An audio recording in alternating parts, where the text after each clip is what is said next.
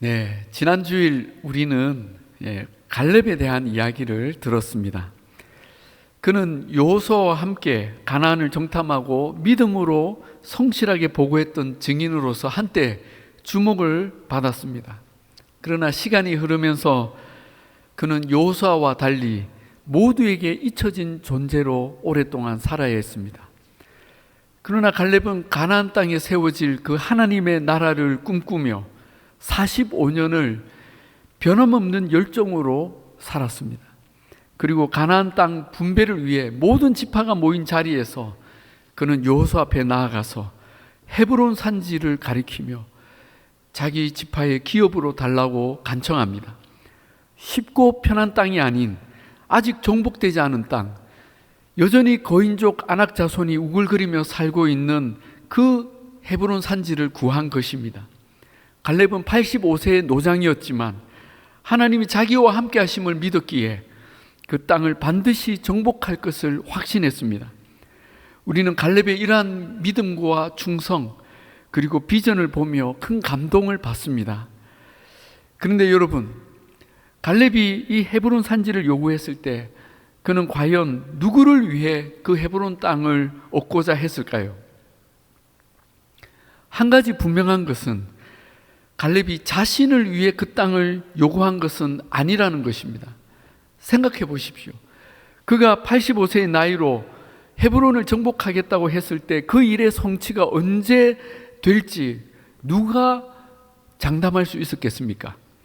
또 그 헤브론을 차지한들 그의 남은 생에 그 땅에서 얼마나 어떤 영화를 누리며 살려고 했겠습니까? 갈렙 자신을 위해서라면 그는 작은 집 하나면 좋겠을 것입니다. 그렇다면 갈렙은 자신이 아니라 자기의 후손, 자기 지파의 다음 세대를 위해 그 땅을 차지하려 한 것이 분명합니다. 갈렙은 그 헤브론을 결국 정복합니다. 그리고 결과적으로 유다 지파는 그 후로 이스라엘 역사에서 중심에 서게 됩니다. 다윗을 비롯한 수많은 왕들이 유다 지파의 계보에서 태어납니다. 다윗은 처음 왕이 될 때 이 헤브론에서 그의 거점 지역을 삼았습니다. 그리고 유다 지파의 계보를 통해 마침내 그리스도 예수께서 이 땅에 오셨습니다. 갈렙 한 사람이 이루어 놓은 일로 그 지파와 후손들이 대대로 복을 받게 된 것입니다. 그런 관점에서 우리는 오늘 여호수아 15장에 또 다른 갈렙의 이야기를 함께 듣기를 원합니다. 왜냐하면 이 이야기에는 그가 다음 세대를 위해 어떤 생각을 했는지, 그들에게 무엇을 남겨주고 싶어 했는지, 다음 세대를 향한 그의 남다른 열정을 느낄 수 있기 때문입니다. 첫째, 갈렙은 다음 세대를 위한 싸움을 감당했습니다. 갈렙은 여호수아로부터 헤브론 땅을 분배받은 후에 그 땅 정복을 위한 전쟁에 즉시 착수합니다. 갈렙은 유다 지파의 장군으로 이 전쟁을 지휘하죠. 갈렙은 자신의 믿음을 자기 입으로만 아니라 실제 행동으로 보여줍니다. 그런데 그의 전쟁에 관한 기록은 성경에 매우 짧게 2절에만 소개되고 있습니다. 자, 먼저 15장 14절입니다. 갈렙이 거기서, 헤브론이죠, 아낙의 소생 그 세 아들 곧 세세와 아히만과 달메를 쫓아내었고, 아주 간단하죠. 아마도 헤브론 정복에서 가장 중요했던 그 세 적장과의 싸움을 기록한 것 같습니다. 여기 아낙의 세 아들 세세와 아히만과 달메는 민수기 13장에도 나오고 사사기 1장에도 언급되는 이름들입니다. 아마도 아낙 자손 중에 가장 유명하고 강력한 새 우두머리가 아닌가 생각합니다. 그런데 갈렙은 그들을 다 쳐서 격퇴합니다. 이로써 유다 지파는 헤브론 정복에 있어 교두보를 확보하게 됩니다. 대단한 일이죠. 그리고 이 승리의 소식은 이스라엘 다른 여러 지파들에게 분명 큰 충격과 도전이 되었을 것입니다. 왜냐하면 적을 완전히 쫓아낸다는 것이 얼마나 어려운지를 그들은 경험적으로 알고 있었기 때문입니다. 실제로 여호수아서의 다른 장들을 보면 이스라엘이 여러 지역에서 그 적들을 다 쫓아내지 못했다는 기록들을 많이 보게 됩니다. 몇 군데만 보시겠습니다. 13장 13절에 그술 족속과 마가 족속은 이스라엘 자손이 쫓아내지 아니하였으므로 그술과 마갓이 오늘까지 이스라엘 가운데에서 거주하니라. 16장에 그들이 게셀에 거주하는 가나안 족속을 쫓아내지 아니하였으므로 가나안 족속이 오늘까지 에브라임 가운데에 거주하며 노역하는 종이 되니라. 17장 그러나 므낫세 자손이 그 성읍들의 주민들을 쫓아내지 못하매 가나안 족속이 결심하고 그 땅에 거주하였더니, 보십시오. 가나안 부족을 완전히 쫓아낸다는 것이 실제로는 매우 어려운 일이었습니다. 사사기에 가면 어떤 부족은 철병거가 있어서 쫓아내지 못했다는 기록들이 나옵니다. 그런데 갈렙은 가장 크고 강하다는 아낙 자손의 세 적장의 군대와 싸워서 그들을 다 쫓아낸 것입니다. 갈렙이 얼마나 저돌적이었는지를 보여주는 대목입니다. 여러분, 갈렙이 다른 지파들과 달리 이처럼 맹렬히 싸워서 승리한 힘이 무엇이었겠습니까? 그것은 이 적들을 남겨두어서 다음 세대에 넘겨주지 않겠다는 그의 마음이었습니다.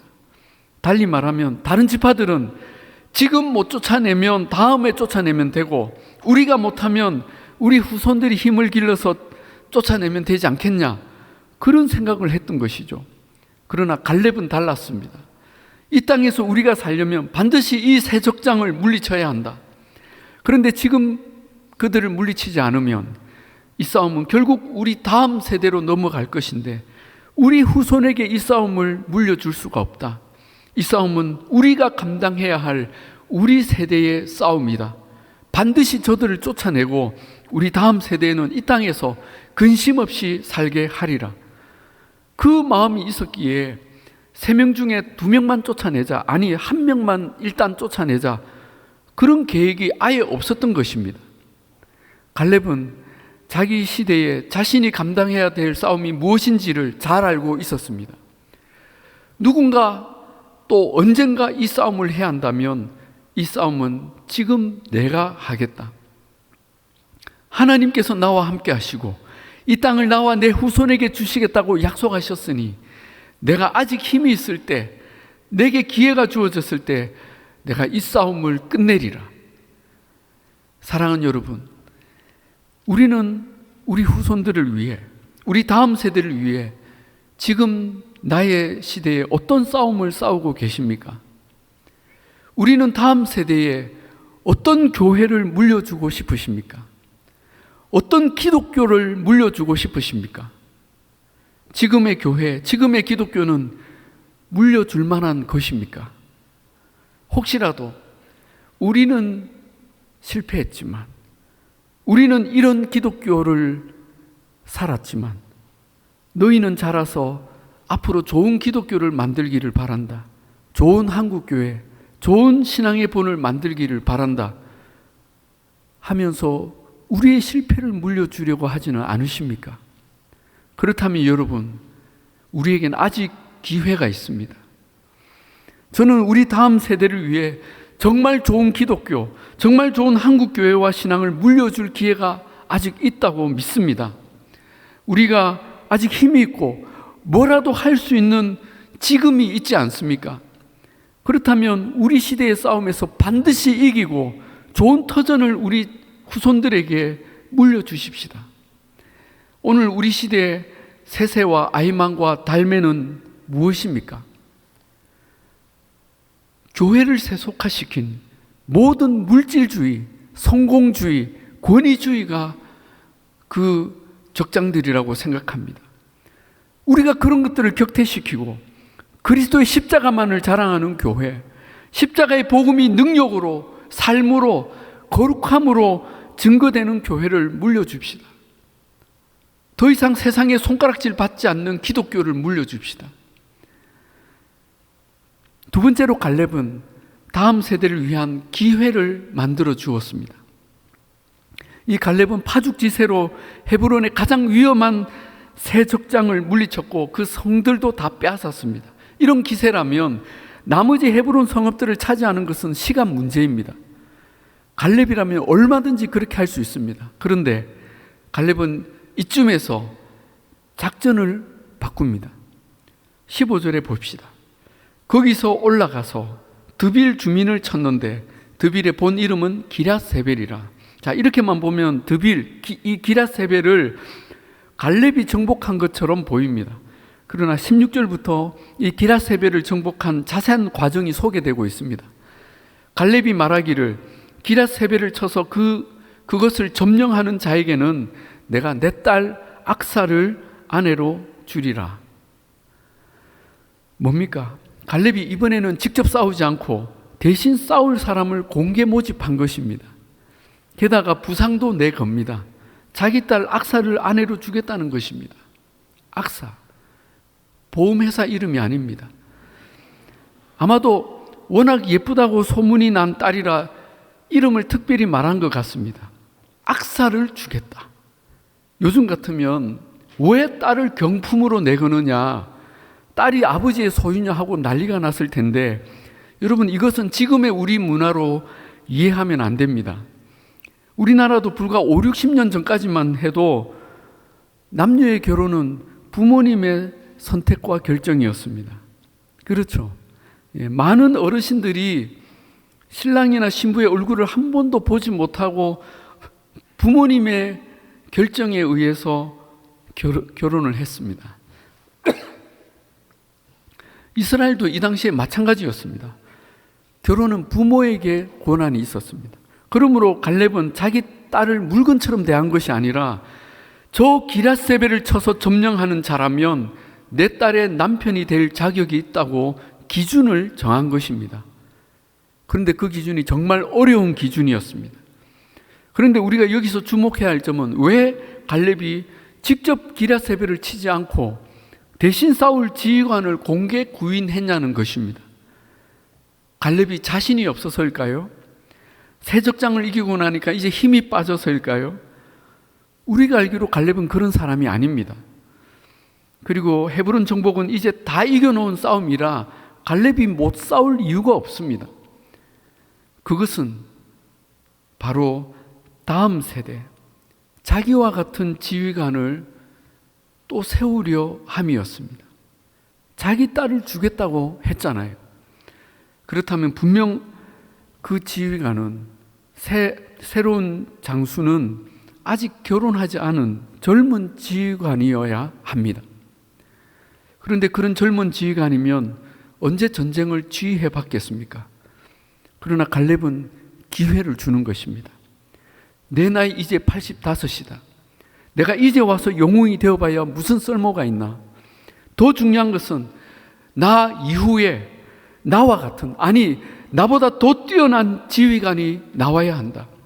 그래야 우리가 산다. 그래야 우리 민족에 소망이 있다. 그런데 젊은 장수에겐 기회가 없으니 지금 이 좋을 때 그 기회를 주겠다. 그런 마음이었던 것입니다. 여러분, 세상은 소위 물 들어올 때 노젓 는다는 말을 합니다. 메뚜기도 한철인데 45년을 무명으로 지내다가 이제 좀 능력을 인정받고 있으니 그동안 못했던 것 끝까지 내가 다 해먹겠다 하지 않았습니다. 마치 축구 시합에서 10대 0으로 다 이겨놓은 게임의 마지막 10분은 그동안 벤치만 지키고 있던 젊은 후배들에게 기회를 주고 그들도 승리의 경험을 하게 해주는 것과 같습니다. 여러분, 다음 세대의 리더를 길러내려면 기회를 줘야 합니다. 격려해 줘야 합니다. 잘 되면 그의 공으로 돌리고 내 딸과 같은 최고의 격려와 보상으로 세워줘야 합니다. 저는 많은 분들에 의해 그런 기회들을 많이 받았습니다. 그래서 여기까지 올 수 있었습니다. 우리는 다음 세대를 위해 어떤 기회들을 주고 있습니까?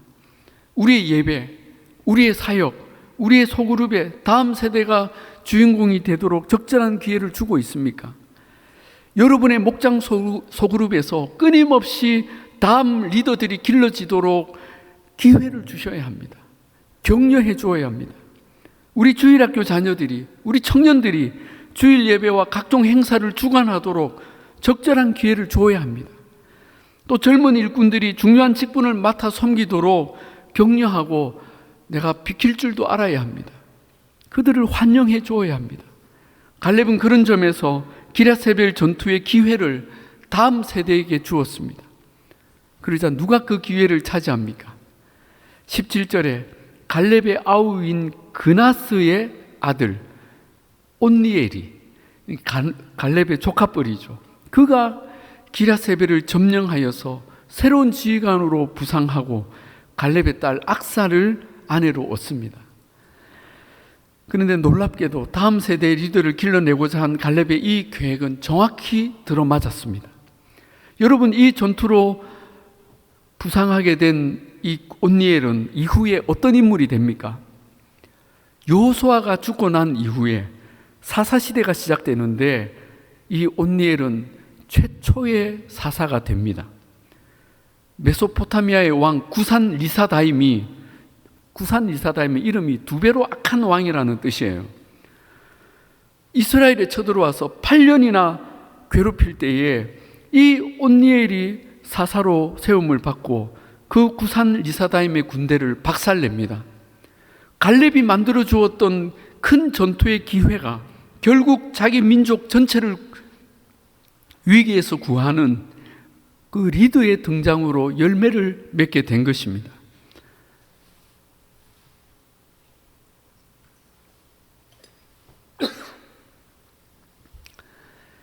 얼마나 놀라운 열매입니까? 마지막으로 갈렙은 다음 세대가 하는 말을 귀담아 들었습니다. 그의 딸 악사가 이제 온니엘과 결혼하여 이제 출가를 할 때였습니다. 18절에 악사가 출가할 때에 그에게, 남편에게 청하여 자기 아버지에게 밭을 구하자 하고 나귀에서 내리매.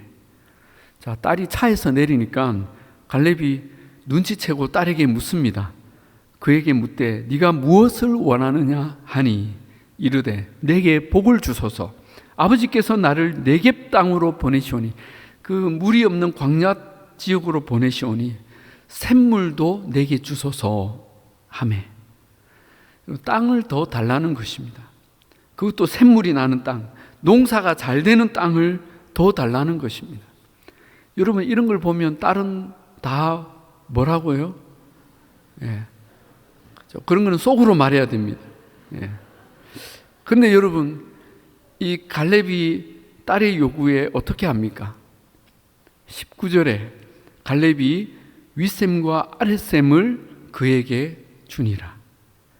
샘을 하나만 달라고 어렵게 말을 꺼냈는데 샘을 2개나 줍니다. 물론 자기 딸이니까 좋은 것 주고 싶은 마음에 그렇게 했다고도 볼 수 있습니다. 그러나 그런 정도의 이유로 준 것이라면 굳이 이런 내용을 성경에 상세하게 기록할 이유가 있을까요? 갈렙이 이렇게 딸 바보였다, 그걸 말하려고 합니까? 아닙니다. 갈렙은 자기 딸이어서 그렇게 한 것이 아니었습니다. 그는 자기 딸과 사위가 새로운 시대의 리더로서 출발하는 이 순간에 그들이 원하는 것, 그들에게 필요한 것이 무엇일까를 열린 마음으로 경청했던 것입니다. 어른 세대들은 다음 세대가 원하는 것, 그들이 필요하다고 말하는 것에 마음을 열기가 쉽지 않습니다.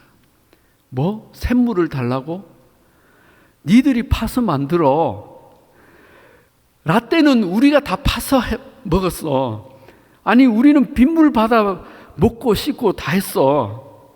뭐? 전자기가 필요하다고? 얘들은 맨날 뭘 사달라고 해. 우리 때는 풍금도 없었어. 그래도 다 은혜 받고 신앙생활 잘했어. 그러지 말고 산에 가서 소나무를 붙잡고 기도나 해. 뭐? 예배실을 리모델링 해달라고? 이 녀석들이 6.25를 안 겪어봐서 벽 배부른 소리를 하고 있네요. 우리는 소나무 기둥에 양철판 얹어놓고 그 밑에서 예배 드렸어. 물론 우리 교회는 그런 분들이 아무도 안 계십니다. 오히려 우리 자녀들에게 더 좋은 환경을 주려고 너무나 많은 것을 양보하시고 애쓰십니다. 거의 100점 어른들입니다. 그런데 갈렙처럼 200점 어른이 되면 얼마나 더 좋겠습니까? 즉 자녀들이 하나를 얘기할 때 2개까지 알아듣는 열린 귀를 갖는 것입니다. 다음 세대를 위해서라면 과감한 투자를 아끼지 않고 그들의 말에 귀를 기울여야 합니다. 저도 사실 이게 참 잘 안 됩니다. 하다 보면 옛날 생각나고 본전 생각나고 라떼가 생각이 납니다. 그러나 그 생각을 내려놓고 마음을 열어야 다음 세대가 우리 곁에 옵니다. 그리고 그들이 우리의 내일을 책임지고 하나님의 나라를 이어갈 것입니다. 아멘. 사랑하는 여러분, 오늘 하나님께서는 갈렙의 2번째 이야기를 통해 우리가 다음 세대를 위한다면 과연 무엇을 어떻게 행해야 하는지를 말씀해 주십니다. 갈렙은 45년 전 가나안 땅을 정탐한 후로 그 헤브론 땅 위에 세워질 영광스러운 하나님의 나라를 꿈꾸었습니다. 그 꿈은 자신이 아니라 자기 다음 세대를 통해 이루어질 꿈이었습니다. 자기는 별로 누리지 못하는 꿈이었습니다. 그러나 그 꿈이 얼마나 그를 설레게 하고 흥분하게 만들었는지요. 그는 자기 시대의 헤브론 정복을 위해 목숨을 걸었고 다음 세대 지도자를 세우기 위해 자기 영광을 내려놓았고 다음 세대의 필요에 귀 기울이며 과감한 투자를 아끼지 않았습니다. 하나님께서는 오늘 우리도 그렇게 다음 세대를 섬기라고 하십니다. 우리 시대, 우리의 싸움을 힘껏 싸워서 승리의 터전을 물려주라고 하십니다. 우리 다음 세대에 과감하게 기회를 주고 격려하며 우리보다 뛰어난 지도자가 나오게 하라고 하십니다. 우리는 다음 세대가 정말 원하는 것, 그들이 필요한 것이 무엇인지 마음을 열고 경청하며 그들을 위한 투자와 공급을 아끼지 말라고 하십니다. 그리할 때에 우리가 싸웠던 그 눈물의 골짜기, 우리가 땀 흘렸던 그 광야에 너무나 아름답고 푸르른 우리 다음 세대의 꽃들이 피어날 것입니다. 우리가 눈물 뿌려 기도하고 헌신했던 산지마다 멀지 않아 열매가 맺히고 우리 후손들의 웃음소리가 넘쳐날 것입니다. 이 예배당에서, 우리 자녀들의 가정에서, 이 세상 곳곳에서 예수의 이름이 높임을 받으며 은혜의 주님을 찬양하는 노래가 들려올 것입니다. 그런 날을 기대하며 오늘 주님 앞에 우리 자신을 올려드리며 그들을 섬깁시다. 기도하겠습니다.